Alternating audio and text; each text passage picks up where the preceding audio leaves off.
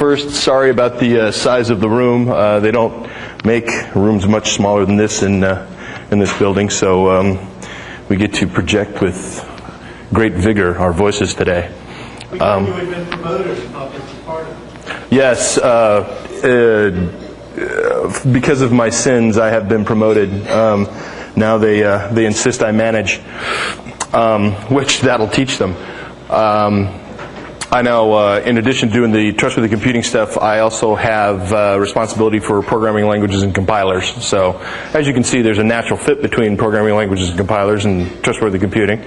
So, if you have any questions about Phoenix, please ask me. In any case, well, let's go ahead and move forward. Got to go through some really quick logistical stuff, and then basically go open mic. I know Fred wants to have a few comments to begin with as well. So, given that, let's get rolling. First off, the agenda, update, open discussion, that's essentially this. Today we decided to meet some of the travel needs of Deidre and others to move the privacy work to the first day.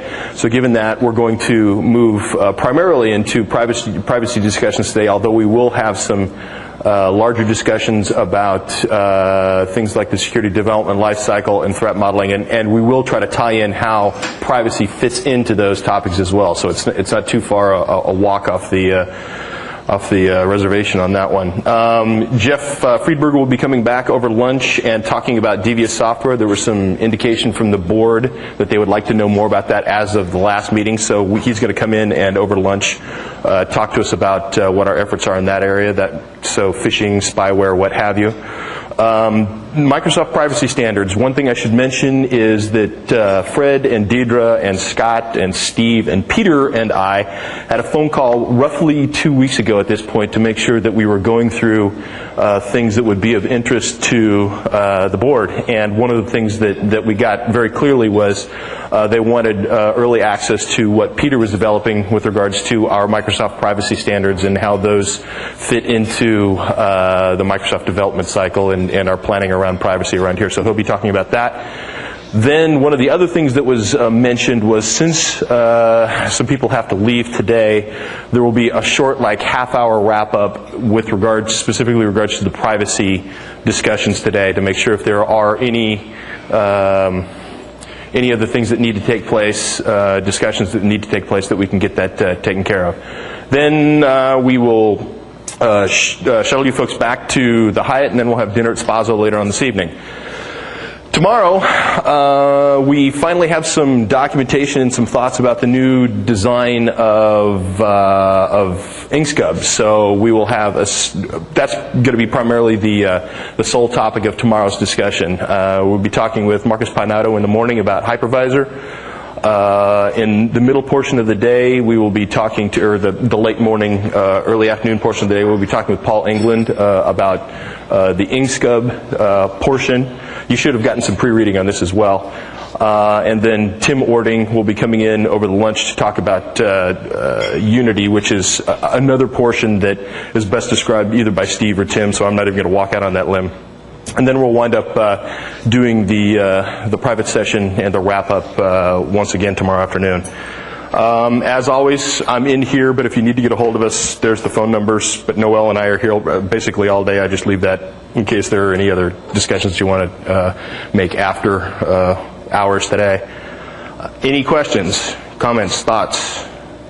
Okay, moving forward real quick. Dawson Engler has, we discussed this the last time around, Dawson Engler has been formally notified of his imminent departure of the board. And I just thought I'd let you know that. We sent him a nice letter saying, obviously due to, you're right, I heard that. In any case, sent him a nice letter, said, looks like we can't reconcile our schedules. Thank you very much. Hope we can work together in the future. Wanted to give you a short update on or ask if there were any questions with regards to the TWC curriculum announcement that we talked about during the faculty summit. There were some questions in email that came out saying, is there any problem with conflict of interest or any of that? And as far as I'm concerned or anyone else at Microsoft is concerned, there is no problem with any of you if you wish or if any of your colleagues wish to be involved with this RFP. Any other questions, thoughts? Good. Moving right along. Next board meeting date. The next Tech Fest is Wednesday, March 2nd and Thursday, March 3rd, 2005. So I wanted to toss out the potential of the 3rd and 4th as the next meeting dates. Any thoughts or comments about that? Let me know. Maybe we can hit this again at the wrap-up session, to get your thoughts on these dates to see if there's any conflicts, or maybe if we wish to front-load as opposed to back-load the Tech Fest. Other miscellaneous items. One thing that we're going to try to do this time around that we haven't been too successful in the past is the 20-minute rule. So if people are in here and talking about things, let's try to hold off for 20 minutes before we go and start asking questions. So if we could do that, that would be great.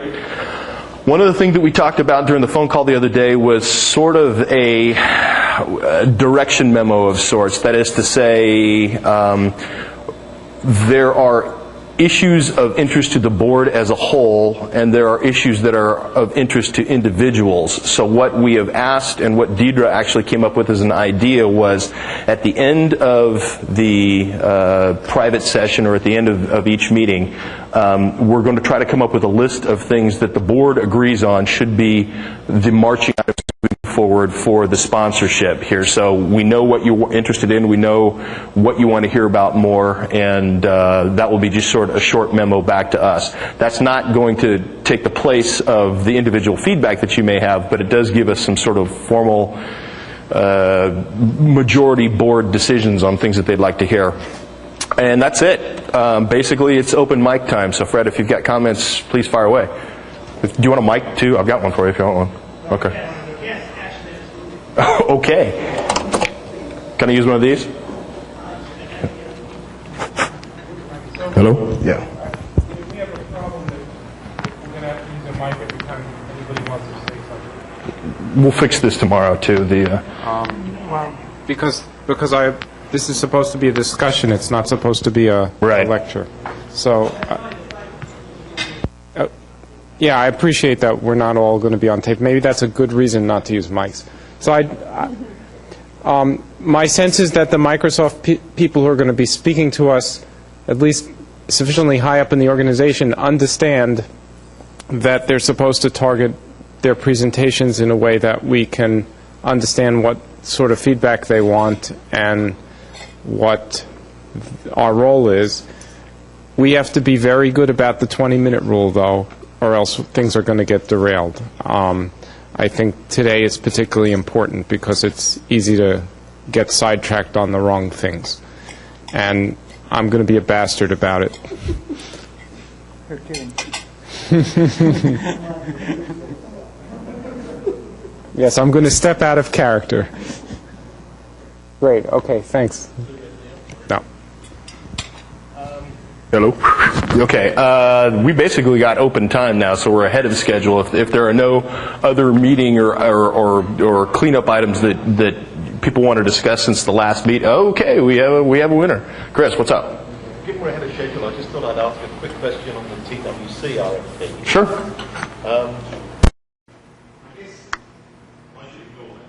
Why? Because I'm not part of North America. Good point. Yeah, okay, let me talk about that. The situation was RFPs coming out of Microsoft Research are usually driven by the sell. That's not to say that Cambridge won't have their own, but it's just something that the timing didn't line up, so Asia may have their own as well. Neeraj has found an interesting way around that issue, given that he's a dual faculty at Austin and Darmstadt, so there may be a way around that one. And if you can get yourself jointly appointed someplace, please knock yourself out. But yeah, at this point, it is regional in nature. It's only the regions that are covered by Redmond, and I would not be surprised to see something coming out of Cambridge at some point. It's just, from timing and budget issues and things like that, we weren't able to come to some sort of conclusion on that one. What about collaboration between, Fine, as long as one of the home institution, there we go. As long as the home institution is in the States, it makes no difference to me whatsoever. Peter. This is a logistical idea. We're so spread out. I'm wondering if we could break two of the tables out and maybe one of the tables out of each side and just move us much closer together, because I feel like I'm really shouting to speak to the group. Because Peter's a united on Well, I'm happy to do that. You know, we can get some of the facilities people to, you know, move some of these things around. One other thing I should mention real quick, and I emailed him, and in the spirit of opt-in privacy, Vijay Varadarajan was not able to make it to this meeting. As some of you already know, he was fairly badly assaulted while he was on sabbatical or in some sort of sabbatical in Cambridge, and required hospitalization for a time, and is actually back in Australia undergoing some treatment right now. So he sends his regards, but I thought you guys should know from me rather than hearing it from the grapevine, and he gave me the permission to go ahead and tell you guys that. So in any case, well, if we got a little bit of time here, let's go ahead and move some furniture. You have a question? What's going on with Longhorn? Steve? Steve who? It seems to have been dropped from our... No, Longhorn is well, I'll let Steve talk. Steve, knock yourself out. I mean, so I don't know what the restrictions are on what we can say or not say about Longhorn. So I'm just going to tell you what I know. Okay, there was a decision made, and this is probably highly sensitive. There was a decision made maybe 4 months ago, to change the Longhorn plan by moving from the code base that had been being worked on, which was basically an evolution of the XP code base, and to proceed by building Longhorn on the Windows Server 2003 code base, which is a huge win from the perspective of those of us who worry about security, because that was the honest to God security, Windows security push code base.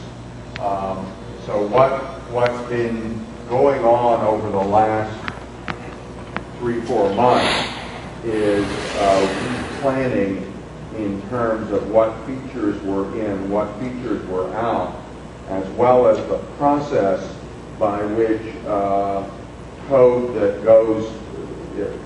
had been worked on the prior Longhorn development would be accepted for merge or integration into the new Server 2003 base code base. That's largely complete, and I believe that the process of reviewing and integrating that code is now proceeding. I'm not that directly close to day in terms of where it stands.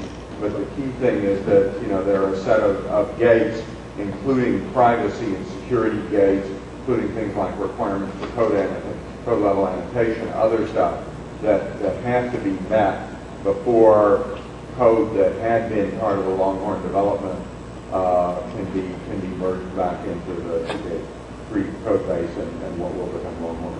In terms of release schedule, in terms of feature content, all that stuff, I don't know.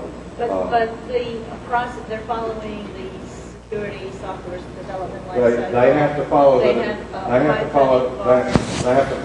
SDL before they ship. That was always Which part was of the plan. different from before, right? No. Not what you said. Not a lot, but different from what we used to do years ago. Yeah, I'm assuming. Not different than. Longhorn had to follow SDL or it couldn't ship. That was always the case. Right. Okay. The difference is, SDL. Scott, I joked with Scott about the legal terminology for how we run the process. The difference is that doing Longhorn the way we're doing it probably reduces the workload and increases the security compared to the alternative that we would have had. Because there's more reviewed code to start with in the strategy. And part of the reason why that wasn't queued up here is because we're sort of backpedaling and backfilling for the IngScub discussion before. So the thinking here is let's get IngScub, sweep the decks of that, and then maybe the next time around we can hook something up for a Longhorn discussion. So. Was security the primary reason for the change in the code base? No. It was basically was a reason. A lot of us have been pushing for it for some time on a security perspective, but just basically ease of integration, control, some other things were the primary drivers. One other thing that I should mention too, for those of you that requested early access to the threat models, and I've actually talked to a couple of you already, I made a mistake and printed out the wrong version of the threat model. So the only two that I haven't got back, and I'll be redistributing the right threat model out. The other two that I haven't got back are from James and Dick, so I'll just go ahead and get those later. But I'll redistribute these things out prior to the threat modeling portion of the discussion. So that, by the way, that session is going to be sort of bifurcated between Steve talking about the software development lifecycle, and then the second portion of it is going to be going into the threat modeling aspect. We're going to be bringing in one of the program managers from Windows Media Player, walk actually through that model, and then Frank Swiderski, who is one of our threat modeling gurus, will also be here as well. If you have questions about the threat modeling process itself, Frank will be the one to answer those questions. If you have questions about Windows Media Player, then Kevin will be the person to talk to as well. Last logistical note, for those of you that are interested and want a copy, Frank Swiderski's book actually was just recently released by Microsoft Press. It's called Threat Modeling. It's back there on the table. Please feel free to take a copy if you'd like it. So, any other logistical stuff, questions, things that need to be taken care of before we start moving furniture around? All right, let's do it.